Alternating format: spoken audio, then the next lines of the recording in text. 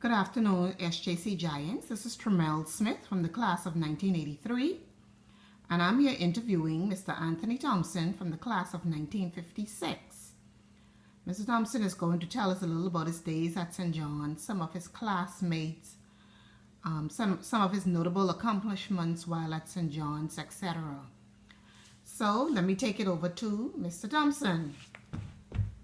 So, Mr. Thompson, you graduated in 1956. What year did you enter St. John's? I entered St. John's, I believe, about 4 years before. Okay, who was the principal at the time? Father Bishop was in charge of St. John's at the time. Was he also the principal when you graduated? No, actually there might have, no, Bishop was there when I graduated. Mm-hmm. Father William Bishop from Canada. Right. He was a former alumni of Dalhousie University, and he was recommending a number of his students to apply to Dalhousie University. Okay. And I did, along with Dr. Kirtland Culmer, Dr. Leslie Culmer, Frankie Wilson, and Leonard Knowles, who was then the top lawyer in the country, his son, who attended medical school in Canada as well. So all of them were your classmates? They weren't necessarily classmates. Oh. They were a year before or a year behind at St. John's. Oh, but they all were at St. John's. And we can't forget Dr. John McCartney, who was 1 year ahead of me at St. John's. Okay. There was the children of Father Collingwood Cooper, including Baz Jazz Cooper. Mm-hmm. And I think there was he had another brother who was in the same class as me, incidentally, who went on to become a minister at some point. So it was an interesting group at the time at St. John's. And I also remember we had another gentleman in my class, Enoch Backford. Okay. Now, Enoch Backford, That's what the auditorium is named after. that's correct. He subsequently became a reverend, and he was involved in the Baptist College. Mm-hmm. But he was at St. John's College. I understand he was also an athlete. He was an outstanding athlete, and every time we had these 100-meter and 200-meter races, St. John's, among the high schools, always came first and second. Well, First, because of Tommy Robinson. Okay. Second, Enoch Backford was right behind Tommy Robinson. So But he could never beat Tommy Robinson. was So we Tommy did- ahead of you or after? He was ahead of me, How many years ahead? about 2 classes ahead of me. Okay, excellent. And Enoch was trailing behind 1 and 2. Enoch was in my class. Okay, Brennan. In the race, they were 1 and 2. But in the races, they were 1 and 2, could not be beaten. Nobody could beat them at the time. Okay, so can you give me the names of some of your other classmates? Granville Bain, Dr. Granville Bain, the late Dr. Granville Bain. Right. Alan Benjamin was in the class at that time. There's a gentleman, Henderson Pintard. And Lindorf McPhee, certainly. Lindorf McPhee was in my class. And I indicated Dr. John McCartney was the class ahead of us. Okay, what about some other classes ahead or behind you? Are there any names of any others you can remember?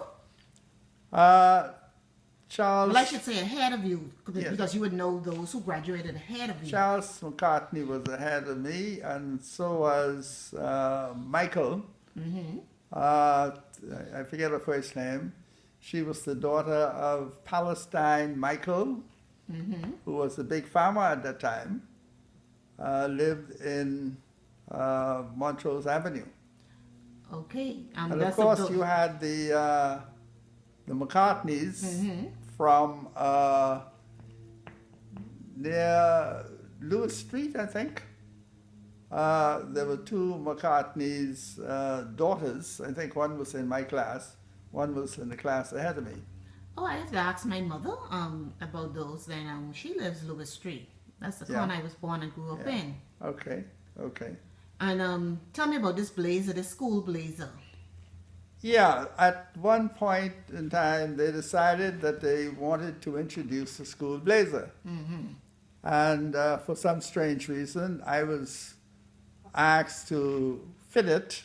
And at the ceremony at St. Benedict's Hall, this is right around the corner opposite the government house, Right. I was given the first blazer. Okay, what year was that? That The may year you have been in graduated or about, the year before? Or no, that may have been in the graduation year. so in around It 55, was interesting 56. because I should produce a copy of the blazer and wear it and show it to you, but I can't because it was made clear to me that the intention was to keep it at St. John's College because of the historical nature Okay. of that particular blazer and that particular event. So you never got to keep it. I never It got was- to keep it. And that was the last sight of it. But I was supposed to. I did have some photographs of me wearing it, but I wouldn't be able to find those at this time. Okay, so what type of exams did you have to do while, leaving exams? Were there any leaving exams, graduating exams? No, I don't think so. We did the General Certificate of Education, I think. Or the GCE? We did exams that all of the colleges here did at that particular point in time. So, it wasn't anything out of the norm. But the classes were such that they enabled me to get into Dalhousie University. Oh, excellent. So a long, And so long did- tradition of... Like I said, Good a few other education. people. Yeah. Dr. Kurt Culmer and Dr. Leslie Culmer. They Okay. got into Dalhousie. All right. One interesting thing about getting into at Dalhousie, even though I was not doing medicine, to do a general degree in commerce and economics, I was asked to do one class in the sciences, and I chose chemistry, and then I learned that, hey, we had one defect at St. John's. We didn't do chemistry.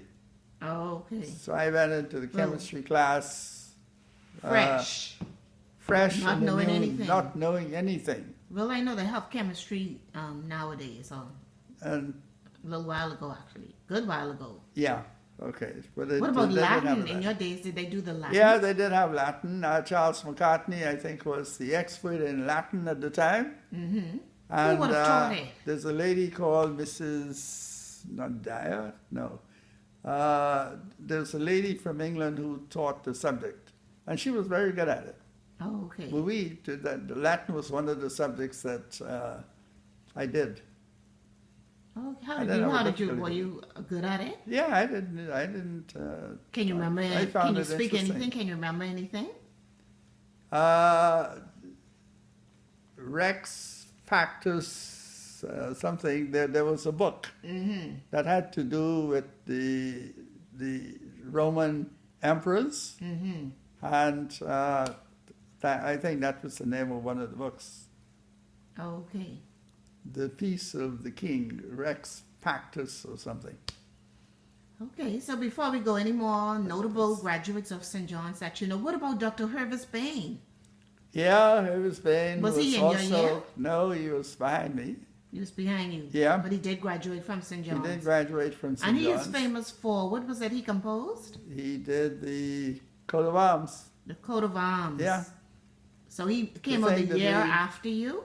about 2 years afterwards. So he probably was the class of 1958. Yeah, probably. Oh, But excellent. he was at St. John's. He was very, very into his art. Okay? And I take credit for my account for assisting him in doing the coat of arms. Oh, what was your participation in that? I indicated a couple of months ago when we was talking about independence, that we don't appreciate the time and effort that went into the coat of arms. We look at it and say it's a finished product. Then it wasn't. People don't know that there were 42 drafts of the coat of arms before this last one was approved. Wow. 42. Piece of history. You're giving us a good piece of history. And Bain used to call me up sometime and say, look, on his way home, he wants to stop by me. What do you think of this? What do you think of that? And he was telling me about the colors and telling me about the different birds that were suggested and why he thought some were appropriate and some were not. And then he would say he was up the night before, working all night on making another amendment. He takes it to Cabinet. Cabinet looks at it and says, no, we don't want that, we want this, and you have to move this here, move that there, and so on. And he was just frustrated. But it took 42 drafts to get that final one. Did he acknowledge your participation? No. I was the whipping boy. You see, after he goes to the cabinet committee, and they look at it and they tell him to make certain changes, he's very uptight and so on. To blow steam, he would come and say to me, man, Tony, what do you think? Well, is this reasonable? And he goes on and on and on and on. Oh, okay. Okay? Trying to get more. But that had nothing to do with, no, he never acknowledged my contribution. Did you ask? No. We were friends. I would bounce some things off him. He would bounce things off me. But there's another reason. There's another reason why he would never acknowledge my contribution to the coat of arms. What was that? Because I'm colorblind. What do you mean? So he's an artist, right? He would not come to somebody who doesn't appreciate colors to ask about colors. No, but he asked you about other things. Yeah, he was asking me about the bird and the location of this and what I thought about this and how would the public react to this and that if this were here, that was there. The slogans and stuff, they're the kinds of things he would run by me. Okay, before we end, anything else about your days at St. John's you want to impart to us? Offhand, no, it was an enjoyable time. I learned a lot. I was encouraged to study. I didn't get too involved in sporting activities. I left that to some other people. There was another notable at St. John's too. Who's that? I believe Sterling Quant. Oh, okay. May have been at St. John's at one point in time. Oh, but you're not sure if he graduated? No, I'm not sure what his... All right. Any of your siblings went to St. John's? No. Just you? How come just you? Were you the oldest? You see, no, let me tell you a story. You couldn't get, in those days, not everybody got in St. John's. Okay. Okay? Just it the was best a selective of the best. thing. The creme de la creme. I was with the government school in Oaksfield. Oaksfield Training College, I think it was at the time. Okay. There was a notable person there who was one of the other days, Skibo Roberts, who used to teach. I just saw Skibo at church this morning. St. Agnes? No, this is the father. Oh, his father. Okay. Skibo Roberts. Did he go to St. John's? No, he didn't. The young one, the son. I'm not sure. Oh, I have to speak to him about that then. No, but when we wrote the exams for St. John's and the government high school, there was Dolly Bethel, Henry Bostrick, and myself.